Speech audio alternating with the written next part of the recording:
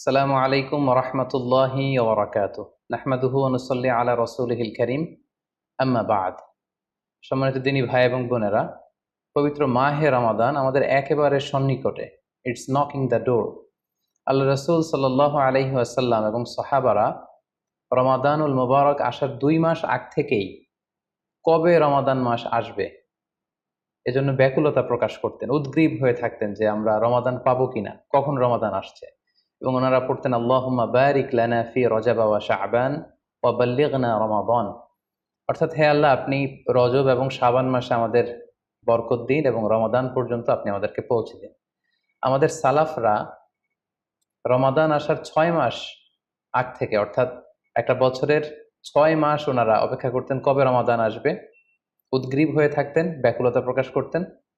আবার রমাদান মাস চলে যাওয়ার পরে বছরের বাকি 6টি মাস এ রমাদানে ওনারা যে সমস্ত এবাদত করেছেন সেগুলো আল্লাহ তাআলা কবুল করলো কিনা এ নিয়ে পেরেশানিতে থাকতেন। বাকি 6 মাস দোয়া করতেন যে আল্লাহ, এই রমাদানে যে সমস্ত এবাদত আমরা করেছি এগুলোকে তুমি কবুল করে নাও। এই পবিত্র মাসে আল্লাহ তাআলা আমাদের আল্লাহ সচেতনতা বৃদ্ধির জন্য এ মাসে আমাদের জন্য সিয়ামকে তিনি ফরজ করেছেন। আল্লাহ তাআলা ইরশাদ করছেন, ইয়া আইয়ুহাল্লাযীনা আমানু কুতিবা আলাইকুমুস সিয়াম কামা কুতিবা আলাল্লাযীনা মিন ক্বাবলিকুম লাআল্লাকুম তাত্তাকুন। অর্থাৎ ওহে বিশ্বাসীরা, সিয়ামকে এ রমাদান মাসে তোমাদের জন্য অবধারিত করা হয়েছে, যেমনি ভাবে তোমাদের পূর্ববর্তীদের উপরও এই সিয়ামকে অবধারিত করা হয়েছিল, যাতে করে তোমরা আল্লাহ সচেতন হতে পারো। এই আয়াত থেকে বোঝা গেল এই পুরো রমাদানুল মুবারকে যে আমরা সিয়াম উদযাপন করি বা সিয়াম পালন করি, এই সিয়াম বা রোজা পালনের মূল উদ্দেশ্য বা প্রাইম অবজেক্টিভ হচ্ছে আল্লাহ সচেতন হওয়া। এই সিয়াম আমাদেরকে আল্লাহ সচেতন বানায়।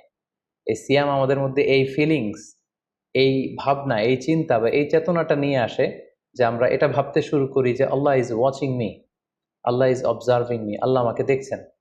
এই চিন্তাটাকে, এই সেন্সটাকে, এই ফিলিংটাকে ডেভেলপ করার জন্যই আল্লাহ তাআলা এই মাসে সিয়ামকে আমাদের উপর ফরজ করেছেন। এবং সেটাই আল্লাহ এই আয়াতের শেষাংশে বলছেন, লাআল্লাকুম তাত্তাকুন, যাতে করে তোমরা আল্লাহ সচেতন হতে পারো, যাতে করে তোমরা গড কনসিয়াস হতে পারো। আমরা যখন সিয়াম পালন করি আমরা তখন ক্ষুধার্ত, আমরা তৃষ্ণার্ত, ঘরের ভেতরে আমরা চাইলে কেউ নেই, কেউ আমাকে দেখছে না, আমি চাইলেই খেয়ে ফেলতে পারি। আমি চাইলেই কিন্তু পান করে আমার তৃষ্ণা মেটাতে পারি, কিন্তু আমি খাচ্ছিও না, পানও করছি না। কারণ আমি এটা ফিল করি যে কেউ দেখে না কিন্তু আল্লাহ দেখে। পৃথিবীর কেউ আমাকে দেখছে না। দরজা বন্ধ করে, জানালা বন্ধ করে, ফ্রিজ থেকে ঠান্ডা পানি বের করে, শরবত বের করে আমি কিন্তু ঘরের ভেতরে যখন একা একা থাকি আমি খেয়ে আমার তৃষ্ণা নিবারণ করতে পারি। কিন্তু এটা আমরা কেউই করি না, কারণ আমরা ফিল করি যে পৃথিবীর কেউ যদি নাও দেখে, আল্লাহ সুবহানাহু ওয়া তাআলার চোখে কিন্তু আমরা ফাঁকি দিতে পারছি না। হি ইজ ওয়াচিং মি, তিনি আমাদেরকে দেখছেন। তাহলে সম্মানিত দিনী ভাই এবং বোনেরা, এই সিয়াম আমাদের মধ্যে আল্লাহ কনসিয়াসনেস, আল্লাহ সচেতনতা এটা ডেভেলপ করে। পাশাপাশি সিয়ামের মাধ্যমে আমরা আমাদের প্রবৃত্তির উপর নিয়ন্ত্রণ অর্জন করি। গোটা বছর প্রবৃত্তি আমাদেরকে নিয়ন্ত্রণ করে, সারা বছর প্রবৃত্তি আমাদের উপর জিতে, আর আমরা এই রমাদান মাসে প্রবৃত্তির উপর জয়লাভ করি। যেমন পুরো বছর ব্যাপী আমার যখন ক্ষুধা লাগে আমি খাই, তৃষ্ণার্ত হলে পানি পান করি, আমার কামনা জাগলে সেই কামনা আমি পূরণ করি। কিন্তু রমাদানে ক্ষুধা লাগলে কিন্তু আমরা খাই না।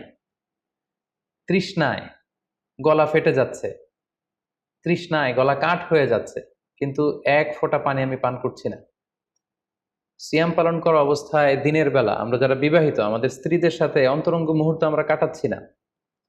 তার মানে আমার যেটা মন চাচ্ছে, আমার যেটা ডিজায়ার, আমার যেটা ডিমান্ড, সেটা আমি ফুলফিল করছি না। অর্থাৎ আমার প্রবৃত্তিকে আমি নিয়ন্ত্রণ করি। তাহলে সিয়াম পালনের মাধ্যমে প্রবৃত্তিকে কিভাবে কন্ট্রোল করা যায়, প্রবৃত্তিকে কি করে নিয়ন্ত্রণ করা যায়, এটা আমরা শিখি। সারা বছর প্রবৃত্তি আমাদের উপর জয়লাভ করে, আর এই সিয়ামের মধ্যে দিয়ে কেমন যেন রমাদানে আমরা প্রবৃত্তির উপর জয়লাভ করি, আমাদের কাছে প্রবৃত্তি হেরে যায়, জিতে যায় আমাদের আল্লাহ তাআলার প্রতি আস্থা এবং ভালোবাসা।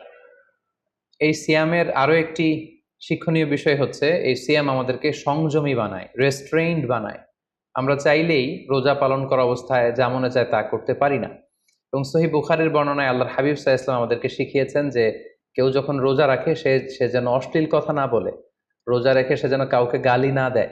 এমনকি কেউ যদি তাকে গালি দেয় অথবা কেউ যদি তার সাথে ঝগড়া লাগতে আসে, সে যেন বলে ইন্নী ইমরুউন সাইম, অর্থাৎ আই এম ফাস্টিং, আমি রোজাদার, আমি রোজা পালন করছি। রোজা পালন করা অবস্থায় আমার পক্ষে অশ্লীল কথা বলা, ঝগড়া করা কোনো বাক বিতণ্ডায় জড়ানো সম্ভব না। তার মানে এই সিয়াম পালনের মধ্য দিয়ে সংযম যে ব্যাপারটা, এই ব্যাপারটা আমাদের আয়ত্তে চলে আসে। আমরা এই সিয়াম পালনের মধ্য দিয়ে সংযমী হয়ে উঠি। পাশাপাশি যারা সিয়াম পালন করছে তাদের জন্য আল্লাহর হাবিব সাল্লাল্লাহু আলাইহি ওয়াসাল্লাম ঘোষণা দিয়েছেন যে কিয়ামতের ময়দানে বিচার শেষে তারা যখন জান্নাতে ঢুকবে, রোজা পালনকারীদের জন্য আল্লাহ তাআলা একটি স্পেশাল গেট রেখেছেন যেটার নাম হচ্ছে রাইয়ান। এবং এই রাইয়ান গেট দিয়ে রোজাদাররা ছাড়া কেউ প্রবেশ করতে পারবে না। সুবহানাল্লাহি বিহামদি। আর একবার এই রাইয়ান দরজা দিয়ে যে ব্যক্তি ঢোকার সুযোগ পাবে জান্নাতে, he will never be thirsty again. সে কখনো আর তৃষ্ণার্ত হবে না, চিরকালের জন্য তার গলা থেকে তৃষ্ণা হারিয়ে যাবে। পাশাপাশি আল্লাহ তাআলা ইরশাদ করছেন যে সব আমলগুলোকে সওয়াব বাড়ানো হয় এবং সওয়াবের প্রতিদান বান্দাদেরকে দেয়া হয়, কিন্তু এই সিয়ামের ব্যাপারটা ভিন্ন। এর প্রতিদান আমি আল্লাহ নিজ হাতে দেব। আরেক বর্ণনা এসেছে এই সিয়ামের প্রতিদান আমি নিজেই। আমরা যদি একটু খেয়াল করে দেখি যে রমাদানুল মুবারাকে আমরা যত নেক আমল করছি বা সৎকর্ম করছি, এগুলোর সওয়াবগুলোকে কিন্তু জ্যামিতিক হারে বাড়ানো হয়। The rewards of amal is multiplied in this blessed month of Ramadan. এ মাসে আমরা একটা নফল আবাদত করলে সেটা ফরজের সমান সওয়াব দেওয়া হচ্ছে। একটা ফরজ আবাদত করলে সেটা 70 থেকে 700 গুণ সওয়াব দেওয়া হচ্ছে। এ মাসে উমরা করলে সেটা হজের সমান সওয়াব দেওয়া হচ্ছে। অর্থাৎ অর্থাৎ অন্যান্য মাসে আমরা যদি নেক আমল করি তাহলে সেটার সওয়াবকে বাড়ানো হয় গাণিতিক হারে, কিন্তু এই রমাদানুল মুবারাকে কোনো নেক আমল করলে এর সওয়াবকে বাড়ানো হয় জ্যামিতিক হারে। এটাকে মান্থ অফ স্পেশাল অফার বলা হয়, বিশেষ অফারের মাস। আল্লাহ তাআলা চেয়েছেন যে বিশেষ অফার দিয়ে আমাদেরকে এবাদতের প্রতি আগ্রহী করে তোলে, আকৃষ্ট করে তোলে। তিনি যেন আমাদের গুনাহগুলোকে ক্ষমা করে দিয়ে আমাদেরকে পাপ মুক্ত বান্দা হিসেবে স্বীকৃতি দিতে পারেন, তার একটা কেমন যেন আয়োজন তিনি করে থাকেন আমাদের জন্য পবিত্র মাহে রমাদানে। এবং এই রমাদানুল মুবারকের প্রতিটি রাতে আল্লাহ তাআলার পক্ষ থেকে একজন বিশেষ আহ্বানকারী ফেরেশতা তারা ডাকতে থাকে আর বলতে থাকে, ইয়া বাগিয়াল খায়রি আকবিল, হে কল্যাণের অভিযাত্রী, হে কল্যাণের পথের যাত্রী, আকবিল, প্রসিড, গো অন, আরো সামনে যাও, আরো নেক কাজ করো, আরো ভালো কাজ করো। ইয়া বাগিয়াশ শাররি আকসির, হে পাপের পথের যাত্রী, আকসির, স্টপ, থেমে যাও, অনেক হয়েছে, আর না, আর অন্যায়ের দিকে ধাবিত হয়েও না। এটা প্রতি রাতেই, রমাদানের প্রতিটি রাতেই এই আহ্বান করা হয় যে হে কল্যাণের পথের যাত্রী, ভালো কাজ করতে থাকো, হে অকল্যাণের পথের যাত্রী, এখনই থেমে যাও, আর সামনের দিকে আগ বাড়িও না। এবং এই বরকতপূর্ণ মাস পেয়েও যারা আল্লাহ তাআলার ক্ষমা পায়নি, রাসূল সাল্লাল্লাহু আলাইহি ওয়াসাল্লাম তাদের জন্য ভয়ঙ্কর ওয়ার্নিং দিয়েছেন, হুঁশিয়ারি দিয়েছেন, গভীর হুঁশিয়ারি তিনি বর্ণনা করেছেন। মসজিদে নববীতে আল্লাহ রাসূল সাল্লাল্লাহু আলাইহি ওয়াসাল্লাম একবার মিম্বারের প্রথম ধাপে পা রেখে বললেন আমিন, দ্বিতীয় ধাপে পা রেখে বললেন আমিন, তৃতীয় ধাপেও পা রেখে বললেন আমিন। সাহাবারা জিজ্ঞেস করলেন, ইয়া রাসূলুল্লাহ, তিনবার কেন আমিন বললেন? আমরা তো বুঝতে পারলাম না। আল্লাহ রাসূল সাল্লাল্লাহু আলাইহি ওয়াসাল্লাম তখন বললেন যে এইমাত্র জিবরিল আমার কাছে এসে আমাকে শুনিয়েছে যে যে ব্যক্তি রমাদানুল মুবারক পেয়েও ইবাদতের মাধ্যমে আল্লাহর ক্ষমা পেল না, সে দুর্ভাগা, সে হতভাগা। আমি তখন বলেছি আমিন। তারপর জিবরিল বলল যে মা বাবা উভয়কে পেয়ে তাদেরকে সন্তুষ্ট করার মধ্য দিয়ে যারা আল্লাহর জান্নাতকে হাসিল করতে পারলো না, তারা দুর্ভাগা, হতভাগা। আমি বলেছি আমিন। তৃতীয় পর্যায়ে জিব্রাইল বলেছে যে হে নবী, আপনার নাম শুনবার পরেও যে আপনার উপর দুরূদ পাঠালো না, অর্থাৎ সাল্লাল্লাহু আলাইহি ওয়াসাল্লাম বলল না, সে দুর্ভাগা, সে হতভাগা। তখন আমি বলেছি আমিন। সম্মানিত শুধু এই হাদিস থেকে আমরা বুঝতে পারি যে যারা রমাদান পেয়ে আল্লাহর প্রিয় ভাজন বান্দা হতে পারলো না, আল্লাহর কাছ থেকে ক্ষমার ঘোষণা পেল না, তাদের চেয়ে দুর্ভাগা এবং হতভাগা আর কেউ হতে পারে না। তাই যেহেতু রমাদান আমাদের একেবারে সন্নিকটে, আর মাত্র 2 দিন পরে এই পবিত্র মাস আমাদের মাঝে আগমন করবে, তাই আমাদের উচিত এই মাসটাকে ভাব গাম্ভীর্যের সাথে উদযাপন করা, to take the best out of this blessed month, যত বেশি পরিমাণে সম্ভব নেক কাজ করে আল্লাহ তাআলার ক্ষমাপ্রাপ্ত বান্দাদের অন্তর্ভুক্ত হওয়ার চেষ্টা করা। আমরা যদি এই মাসকে উদযাপনের জন্য এখন থেকে একটা প্ল্যান করি বা প্রোগ্রাম করি এবং সেটার আলোকে যদি পুরো মাসটি আমরা পরিচালনা করবার চেষ্টা করি, তাহলে আশা করি খুবই ফ্রুটফুল ওয়েতে এই যে অফার দেওয়া হয়েছে, স্পেশাল অফার, এই অফারগুলোকে আমরা কাজে লাগাতে পারবো এবং বেশি বেশি আবাদত করে আল্লাহ তাআলার প্রিয় ভাজনদের অন্তর্ভুক্ত হতে পারবো। এই পৃথিবীতে আমরা যখন কোনো বিজনেস রান করি, নিশ্চয়ই তার আগে একটা প্ল্যান করি, একটা প্ল্যান সাজাই। বড় কোনো প্রজেক্ট যখন আমরা হাতে নিই, আমরা একটা প্রজেক্ট প্ল্যান দাঁড় করাই এবং সেটার আলোকে আমরা সেই প্রজেক্টটাকে রান করবার চেষ্টা করি। তাই আর যেহেতু মাত্র 2 দিন বাকি, আমরা যদি এখন থেকেই একটি প্ল্যান করি বা একটি পরিকল্পনা সাজাই, হতে পারে এটা লিখিত পরিকল্পনা, কিংবা অ্যাটলিস্ট নিজের সাথে নিজের বোঝাপড়া যে আমি এই কাজগুলো রমাদানে করতে চাই, এগুলো করতে চাই না, ডুজ অ্যান্ড ডোন্টস গুলোকে আমি মেনে চলতে চাই, যেগুলো করা উচিত এগুলো আমি বেশি বেশি করব, যেগুলো থেকে দূরে থাকা উচিত এগুলোর ব্যাপারে আমি সাবধান থাকবো। অ্যাটলিস্ট মনের সাথে মনে একটা বোঝাপড়া অথবা কাগজে লিখে আমাদের একটি পরিকল্পনা করা উচিত। সো এ পর্যায়ে এই রমাদান কেন্দ্রিক আমরা কি ধরনের পরিকল্পনা করতে পারি এবং সেই পরিকল্পনায় কোন কোন বিষয়গুলো স্থান পেতে পারে বলে আমি মনে করি, সেগুলো আপনাদের সাথে সংক্ষিপ্তভাবে শেয়ার করবো ইনশাআল্লাহ। প্ল্যান করার ক্ষেত্রে সর্বপ্রথম যেটা আমি বলবো, প্ল্যান করবার সময় অল্প প্ল্যান করুন এবং সেটা যতটুকু প্ল্যান আপনি করবেন সেটা নিয়মিত করবার চেষ্টা করুন। আমাদের অনেকের মধ্যে এমন একটা ভাব কাজ করে যে যেহেতু এটা অনেক রহমতের মাস, বরকতের মাস, মাগফিরাতের মাস, আবেগে তারা অনেক বেশি প্ল্যান করে ফেলে এবং সেই অনুযায়ী রমাদানের শুরুতেই সারা রাত তাহাজ্জুদ, সারাদিন এবাদত তেলাওয়াত, এরকম ২-৪ দিন চলার পরে, কয়েকদিন যাওয়ার পরে সে আবেগটা ঝরে পড়ে, সে আবেগটাকে সে ধরে রাখতে পারে না। কারণ এমন প্ল্যান করা হয়েছিল যেটা রেশনাল ছিল না, যেটা হয়তো যৌক্তিক ছিল না বা বাস্তবসম্মত ছিল না। সো প্ল্যান করার ক্ষেত্রে আমার প্রথম পরামর্শ হচ্ছে অল্প প্ল্যান করুন এবং যতটুকু প্ল্যান করবেন সেটা পুরো রমাদান ব্যাপী, হোল দ্য মান্থ লং আপনি সেটাকে পালন করবার চেষ্টা করুন। কারণ আল্লাহ রাসূল সাল্লাল্লাহু আলাইহি ওয়াসাল্লাম বলেছেন, আহাব্বুল আমালি ইলাল্লাহি আদওয়ামুহা ওয়া ইন কাল্লা। আল্লাহ তাআলার কাছে সবচেয়ে প্রিয় আমল হচ্ছে সেটা যেটা মানুষ নিয়মিত করে, যেটা বান্দা রেগুলার বেসিসে করে, যদিও এটা পরিমাণে কম হয়। সো আপনি পরিমাণে যদি কমও করেন, সেটা যদি পুরো রমাদান মাস ব্যাপী একই ধারাবাহিকতায় আপনি ইবাদত করেন, তেলাওয়াত করেন, তাহাজ্জুদ পড়েন, জিকির আজকার করেন, সাদাকা করেন, দান করেন, এটার যদি একটা ধারাবাহিকতা থাকে, সেই ইবাদতটা আল্লাহ তাআলার কাছে বেশি প্রিয়। তাই প্ল্যানের ক্ষেত্রে আমার সর্বপ্রথম পরামর্শ হচ্ছে অল্প প্ল্যান করুন, স্বল্প পরিসরে প্ল্যান করুন, হাতে গোনা অল্প কয়েকটি বিষয়ের ব্যাপারে আপনি কনসার্নড হন এবং যতটুকু প্ল্যান করেছেন ততটুকু নিয়মিত বাস্তবায়ন করুন। প্ল্যানের ক্ষেত্রে সর্বপ্রথম যেটা আমি বলতে চাই সেটা হচ্ছে পুরো রমাদান মাসে সালাতের ব্যাপারে আমাদেরকে সর্বপ্রথম বেশি সচেতন থাকতে হবে। It's mandatory. ৫ ওয়াক্ত সালাত যেন আমরা জামাতের সাথে আদায় করতে পারি, এই বিষয়টা খেয়াল রাখতে হবে। কোনো কারণে যদি জামাত ছুটেও যায়, কাজা যেন না হয়ে যায়। কারণ আমাদের যদি জামাত ছুটে যায়, সালাত যদি কাজা হয়ে যায়, তাহলে আপনার প্রোডাক্টিভিটি কমে যাবে। সো প্ল্যানের ক্ষেত্রে এখন থেকে আমাদের এটা মাথায় রাখতে হবে যে পুরো রমাদান জুড়ে আমরা ৫ ওয়াক্ত সালাত জামাতের সাথে আদায় করব। কোনো কারণে জামাত যদি ছুটেও যায়, কোনো নামাজ যেন আমার কাজা না হয়ে যায়, এ ব্যাপারে আমরা সচেতন থাকবার চেষ্টা করব। ৩ নম্বরে হচ্ছে কোরআন তেলাওয়াত করা। যেহেতু রমাদানুল মুবারক, এটা কোরআন নাজিলের মাস। আল্লাহ তাআলা বলছেন, শাহরু রমাদান আল্লাযী উনজিলা ফীহিল কুরআন। রমাদান তো এমন মাস যে মাসে আল্লাহ তাআলা কোরআন নাজিল করেছেন। সো এটা কোরআনকে উদযাপনের মাস, কোরআনের সাথে নতুন করে সম্পর্ক গড়বার মাস, বেশি বেশি কোরআন তেলাওয়াত করবার মাস। নফল আবাদতের যে লিস্ট আছে তার মধ্যে সবচেয়ে শ্রেষ্ঠ নফল আবাদত হচ্ছে কোরআন তেলাওয়াত করা এবং সেটার মোক্ষম সময় হচ্ছে রমাদানুল মুবারক। আমরা প্রত্যেকেই জানি যে এই মাসে তেলাওয়াত করে, তেলাওয়াত করার যে একটা আবহ, যে একটা ইমেজ, যে একটা পরিবেশ এবং যেরকম একটা মজা পাওয়া যায়, বছরের অন্য কোনো মাসে কিন্তু ওই ফিলিংটা আমাদের আসে না। সো এই সুযোগটাকে আমাদের কাজে লাগানো, আমরা যেন প্রতিদিন কোরআনের তেলাওয়াত করি এবং তেলাওয়াত করার ক্ষেত্রে অবশ্যই ধীরস্থিরভাবে তেলাওয়াত করতে হবে। আমরা অনেকে তাড়াহুড়ো করে তেলাওয়াত করি। হাদিসে এসেছে, রুব্বা কারিন লিল কোরআন ওয়াল কোরআন ইয়ালআনু। কোরআনের অনেক তেলাওয়াতকারী আছে যাদেরকে কোরআন রহমত দেওয়ার পরিবর্তে লাআনত দেয়, কার্ডস করে, অভিসম্পাত করে। তাই তাড়াহুড়ো করে আমরা যেন কোরআন তেলাওয়াত না করি। রমাদান আসলেই দেখা যায় কিছু কিছু মানুষ কোরআন খতম করবার জন্য উঠে পড়ে লাগে। কেউ ৫ খতম, ৭ খতম, ১০ খতম দেওয়ার জন্য প্রতিযোগিতা করে খতম দেয়। ফলে খুব দ্রুত তারা কোরআন তেলাওয়াত করে। এটা ঠিক না।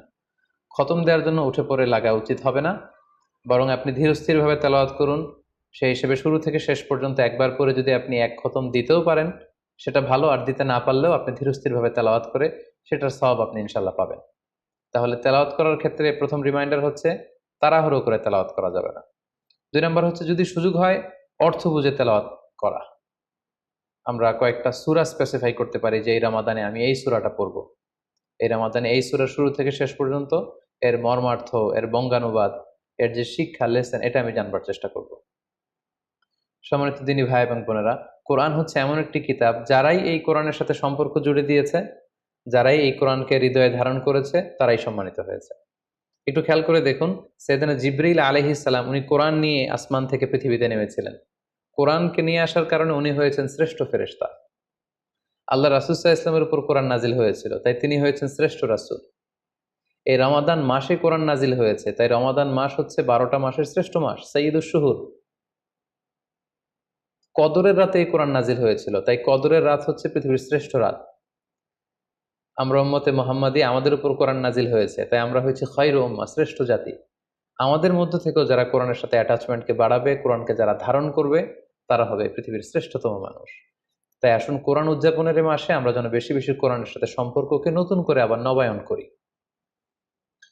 4 নাম্বার যেই ব্যাপারটি আমি প্ল্যানে বা পরিকল্পনায় রাখার চেষ্টা করব, সেটা হচ্ছে খুব বেশি খাবার দাবার বা কেনাকাটা এগুলোর ব্যাপারে আমাদেরকে একটু সাবধান থাকতে হবে।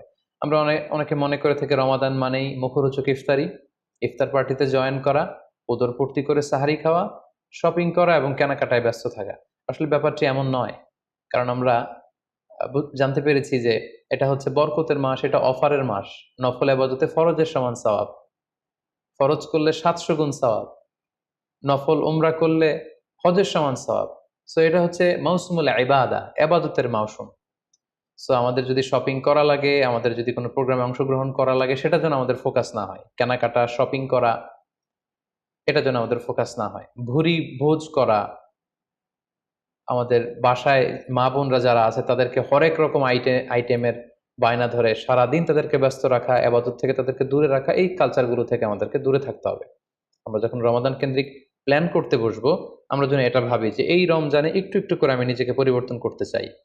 ভুরিভোজ করা, ইফতার পার্টিতে বেশি বেশি যাওয়ার জন্য প্ল্যান করা, তারপর কেনাকাটা, শপিং, ঈদের শপিং এর জন্য সময় নষ্ট করা, এটা যেন আমাদের মূল ফোকাস না হয়। আমাদের মূল ফোকাস যেন হয় এটা ইবাদতের মাস, বেশি বেশি ইবাদত করে যেন আমরা আল্লাহর সন্তুষ্টি অর্জন করতে পারি। প্ল্যানের ক্ষেত্রে 5 নাম্বার যে পয়েন্টটি আমি বলবো সেটি হচ্ছে ইফতারির পূর্ব মুহূর্তে দোয়া করুন।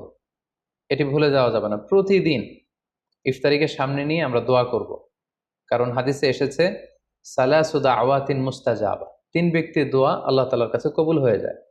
এই দোয়া আল্লাহ কখনো ফিরিয়ে দেন না। এর মধ্যে একটা দোয়া হচ্ছে দাওয়াতুস সাইম, রোজাদারের দোয়া আল্লাহ কখনো ফিরিয়ে দেন না। দাওয়াতুস সাইমি মাকবুলা, এটা আল্লাহর কাছে কবুল হয়ে যায়।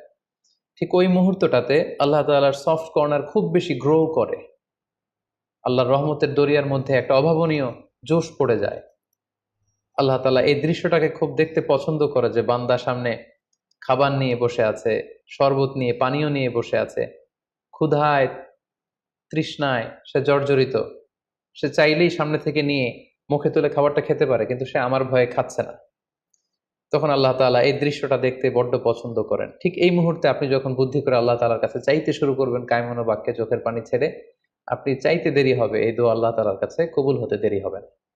তাই এই ভুলটি যেন আমরা না করি, এই বরকত যেন আমরা মিস না করি। প্রতিদিন খেয়াল করে, সম্মানিত দিনী ভাই এবং বোনেরা, খেয়াল করে ইফতারির পূর্ব মুহূর্তে দোয়া করুন। আপনার কি চাহিদা, আকুতি মিনতি আল্লাহর কাছে আছে, আপনি পেশ করুন। 7 নম্বর পয়েন্টটি হচ্ছে ধীরস্থির ভাবে তারাবির সালাত পড়ুন। প্ল্যান করে ফেলুন কোন মসজিদে পড়বেন, কোথায় পড়বেন, কোভিড আউটব্রেকের কারণে কোনো রেস্ট্রিকশন থাকলে বাসায় কিভাবে পড়বেন, পরিবেশটা আপনি কেমন দেখতে চান, কিভাবে করতে চান, এখন থেকে প্ল্যান প্রোগ্রাম করে ফেলুন। তারাবির সালাতের ক্ষেত্রে পরামর্শ হচ্ছে ধীরস্থির ভাবে তারাবির সালাত আদায় করুন। সালাতুত তারাবিহ শব্দের অর্থই হচ্ছে বিশ্রামের সালাত, অর্থাৎ আপনি বিশ্রাম নিয়ে নিয়ে 2 রাকাত করে 4 রাকাত শেষে তাসবিহ পড়ে বিশ্রাম নিয়ে আবার 2 রাকাত 4 রাকাত এভাবে পড়তে থাকবেন। আমাদের বাংলাদেশের বেশিরভাগ মসজিদগুলোতে যেহেতু 20 রাকাতের সালাতুত তারাবিহ হয়, আমরা সাজেস্ট করি যে আপনারা 20 রাকাত সালাতুত তারাবিহ আদায় করুন। অসুস্থতাজনিত কোনো কারণে কারো যদি কম পড়তে হয় সেটা ভিন্ন ব্যাপার, তবে আমরা 20 রাকাতের কথাই সবাইকে সাজেস্ট করে থাকি, যেহেতু এটা ইবাদতের মাস, যত বেশি ইবাদত করা যায় ততই এটা কল্যাণকর। তো সেক্ষেত্রে রাকাত বিতর্ক আপনাদেরকে এড়িয়ে চলা উচিত। রমাদান আসলে আমাদের মধ্যে এই শয়তান এই বিষয়টাকে উস্কে দেয় যে তারাবির সালাতকে 8 রাকাত না 20 রাকাত নাকি 12 রাকাত। সো তারাবির সালাত ধীরস্থির ভাবে আদায় করুন, রাকাত বিতর্ক এড়িয়ে চলুন। এটা হচ্ছে একটা বড় ফিতনা। কত রাকাত আপনি পড়বেন আপনার সাধ্য অনুযায়ী আপনি পড়ুন। আমরা 20 রাকাতের কথা সাজেস্ট করি, তবে রাকাত বিতর্কে জড়ানো আমাদের কখনোই উচিত হবে না। 8 নাম্বার যে পয়েন্টের কথা বলবো সেটি হচ্ছে শেষ রাতে তাহাজ্জুদের সালাত আদায় করা। বছরের অন্য সময়গুলোতে রাত 4টার দিকে উঠে আসলে অনেকের পক্ষেই তাহাজ্জুদের সালাত আদায় করা সম্ভব হয়ে ওঠে না। যেহেতু রমাদানুল মুবারকে সাহারি খাবার জন্য আমাদেরকে উঠতেই হচ্ছে, সাহারি খাওয়ার পরে আপনি অজু করে আপনার সুবিধা মতো 2 রাকাত 4 রাকাত তাহাজ্জুদের সালাত আপনি আদায় করুন। তাহাজ্জুদের সালাতে সিজদায় পড়ে আপনি আল্লাহ তাআলার কাছে আপনার মনের আকুতি আপনি তুলে ধরুন। এই মুহূর্তটাতে তাহাজ্জুদের এই সময়টাতে আল্লাহ তাআলা প্রথম আকাশে মনোনিবেশ করে তিনি ডাকতে থাকেন, কার কি লাগবে? কার খাবারের দরকার? আমার কাছে চাও, আমি খাবারের ব্যবস্থা করে দেব। কার রিজিকের দরকার? রিজিকের ব্যবস্থা করে দেব। কার সফলতা দরকার? আমি আল্লাহ তো সফলতা দেওয়ার মালিক, আমি সফলতার ব্যবস্থা করে দেব। যে মুহূর্তটুকুতে বা যে সময়ে আল্লাহ তাআলা আমাদেরকে দেয়ার জন্য তিনি আমাদেরকে ডাকছেন, আমাদেরকে দেয়ার জন্য তিনি বসে আছেন, প্রস্তুত আহ্বান করছেন, কিন্তু আমরা সেই আহ্বানে সাড়া দিচ্ছি না। তাই রমাদানুল মুবারকে তাহাজ্জুদের সালাতের অভ্যাস করার একটা সুবর্ণ সুযোগ কিন্তু আমাদের আসছে। যেহেতু সাহরি খেতে আমরা উঠবই, উঠে আমরা তাহাজ্জুদের সালাত আদায় করে নেব। 9 নম্বর যে পয়েন্টটি উল্লেখ করতে চাই সেটি হচ্ছে সোশ্যাল মিডিয়ার নিয়ন্ত্রিত ব্যবহার বা পরিমিত ব্যবহার। যত কম ব্যবহার করা যায় ফেসবুক, ইউটিউব, অনলাইনে যত আপনি কম সময় দিতে পারবেন, আপনার প্রোডাক্টিভিটি ঠিক তত বাড়তে থাকবে। জরুরি প্রয়োজনে যে সমস্ত কাজ একেবারে করাই লাগে, যেগুলোকে অ্যাভয়েড করা মোটেও সম্ভব না, সেগুলো আপনি করতে পারেন। তবে আমাদের সাজেশন হচ্ছে ফেসবুকিং, টুইটারিং এবং ইউটিউবিং এই সমস্ত কাজে, সোশ্যাল মিডিয়ার কাজে যত কম আপনি এই রমাদানুল মুবারকে সময় ব্যয় করতে পারবেন, সময়টা ঠিক ততই আপনার প্রোডাক্টিভ ওয়েতে কাজে লাগবে ইনশাআল্লাহ। 10 নম্বর পয়েন্ট এবং সর্বশেষ পয়েন্ট হচ্ছে রমাদানুল মুবারকের মূল আকর্ষণ হচ্ছে রমাদানুল মুবারকের শেষ দশকে, অর্থাৎ রমাদানের কদরের রাতগুলো হচ্ছে লাস্ট 10 ডেজ অফ রমাদানে। আল্লাহ রাসূল সাল্লাল্লাহু আলাইহি ওয়াসাল্লাম ইরশাদ করেছেন, ফালতামিসু ফিল আশরিল আওয়াখিরি মিনাল বিতর। রমাদানের শেষ দশকের বেজর রাত্রিগুলোতে তোমরা কদরের রাত তালাশ করো। তাই আপনারা যখন প্ল্যান করতে বসবেন, এখনই ক্যালেন্ডার সামনে নিয়ে রমজানের শেষ দশক কত তারিখ থেকে কত তারিখ পরে প্ল্যান করে নিন, এবং অড নাইটগুলো, বেজর রাত্রিগুলো কোন কোন রাত্রিগুলো হতে পারে এখনই প্ল্যান করে নিন। যত ধরনের ব্যস্ততা, যত ধরনের ঝামেলা, যত ধরনের দায়িত্ব, এই কাজগুলোকে আপনি আগে পরে সেরে নেবেন, কিন্তু এই 10 দিনের স্পেশাল টাইমটাকে আমাদের ইবাদতের জন্য রাখা উচিত। আল্লাহ রাসূল সাল্লাল্লাহু আলাইহি ওয়াসাল্লাম রমজানের শেষ দশকে যখন তিনি পৌঁছতেন, তিনি তখন এমনভাবে ইবাদত করতেন, তিনি কাউকে চিনতেন না, কারোর সাথে বেশি কথা বলতে চাইতেন না। তিনি রাতে সারা রাত জেগে থাকতেন, ফ্যামিলি মেম্বারদেরকে উঠিয়ে দিতেন, জাদ্দা ওয়া সাদ্দাল মিজহার, কোমরে গামছা বেঁধে তিনি ইবাদতে লেগে পড়তেন। এই শেষ দশকে তিনি এত ইবাদত করতেন, বছরের কোনো সময়ে আল্লাহ রাসূল সাল্লাল্লাহু আলাইহি ওয়াসাল্লামকে এত বেশি ইবাদত করতে কিন্তু দেখা যেত না। তাই এই শেষ দশকের বেজর রাত্রিগুলো যেন আমরা মিস না করি, এবং শুধু 27 রমজানে আমরা কদর হিসেবে পালন করব, ব্যাপারটা যেন এমন না হয়ে যায়। কারণ যদি কোনো কারণে কদর মিস হয়ে যায়, এটা হচ্ছে খায়রুম মিন আলফি শাহর, 1000 মাসের চেয়েও সেরা। ওই এক রাতের ইবাদত হচ্ছে 1000 মাসের ইবাদতের সমান। এবং আল্লাহর হাবিব সাল্লাল্লাহু আলাইহি ওয়াসাল্লাম বলেছেন, মান হুরিমা খায়রাহা ফাকাদ হুরিম, যে কদরের রাতের বরকত থেকে বঞ্চিত হলো, হি ইজ দ্য লুজার। এই বরকতের মাসে নিশ্চয়ই আমরা কেউই লুজার হতে চাই না, আমরা সবাই গেইনার হতে চাই।